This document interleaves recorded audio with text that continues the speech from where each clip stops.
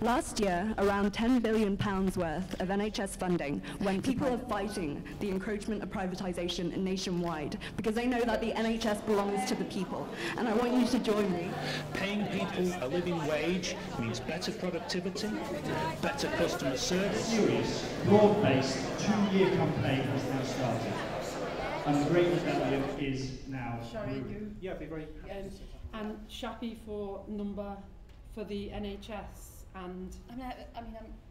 Where's the UKIP one? Yeah. The tactical voting option I'll talk about. If you wanted to, with comments saying that they're watching it live stream is wonderful or whatever. And last time we did the programme, none whatsoever. Devolution deal, which is really pertinent to this city. My name's Penny, I'm convener of Manchester People's Assembly, and I'd like to give a warm welcome to everybody here and give a bigger welcome to our panel.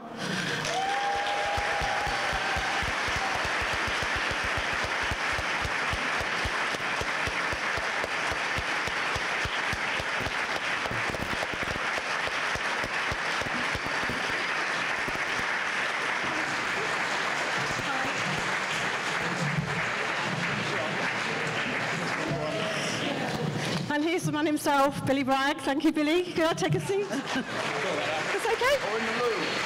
He's in the room. But we also have the problem of what we would widely refer to as internet trolls. People who get very angry if their power is challenged. Now, I get trolls all the time, I just bat them away.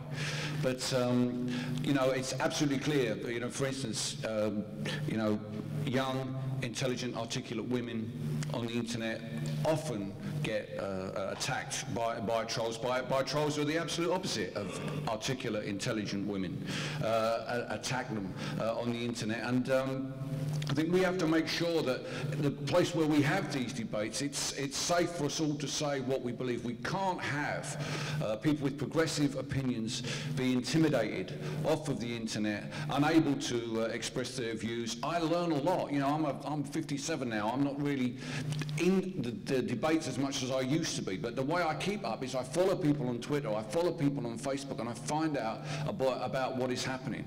So I would echo what Shah just said. We do have to, not only do we have to be more honest with ourselves, but we also have to make sure that we can have these debates on the internet, we can talk about these things, we can communicate about these things without fear of being attacked for no other reason than we're expressing a progressive opinion.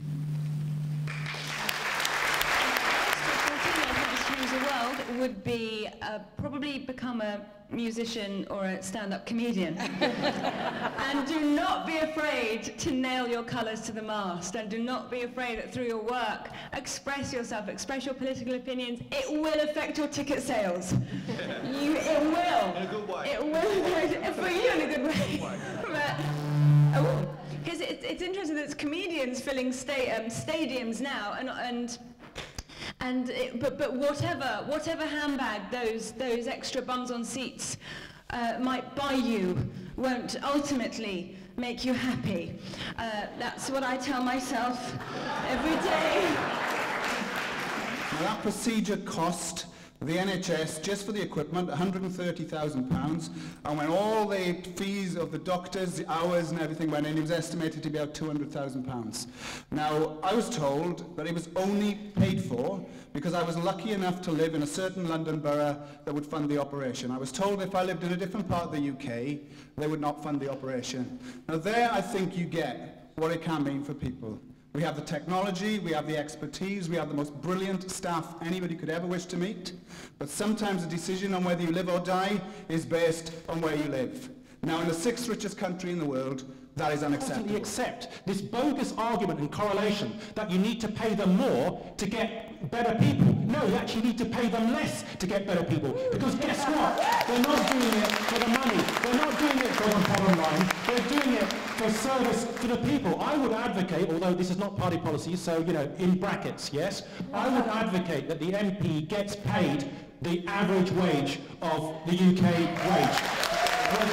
This is the kind of stuff that you never really hear in the mainstream. Wouldn't it be nice if the BBC Question Time panel looked something like this, that actually represented the views of the majority?